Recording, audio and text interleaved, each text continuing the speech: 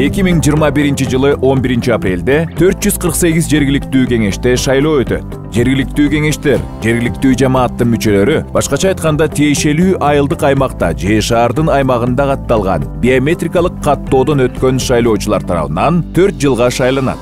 Шаардык кеңештердин депутаттарын шайлоо пропорционалдык шайлоо тутуму боюнча жүргүзүлөт. Анда сиз талапкерлерди көрсөткөн партия үчүн добуш бересиз. Партиялар шаардык кеңештерде өздөрүнө берилген добуштардын санына жараша орун алышат. Ошону менен бирге шаардык кеңештен орун алууга шайлоочулардын 7%-нын же андан ашык добушун алган партиялар гана укуктуу болот. Айылдык кеңештердин депутаттарын тандоо мажоритардык шайлоо тутуму боюнча өтөт.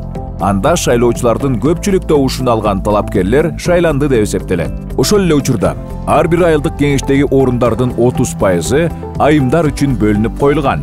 Айылдык кеңештердин депутаттарын шайлоого партиялар көрсөткөн жана өзүн өзү көрсөткөн талапкерлер катышат.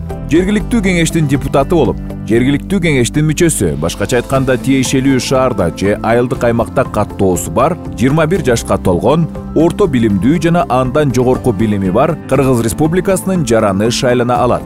Жергиликтүү кеңештерге шайлоодо 18 жашка толгон, биометрикалык каттоодон өткөн, паспорттагы каттоосуна ылайык жергиликтүү жамааттын мүчөсү болуп саналган жарандар добуш берүүгө укуктуу.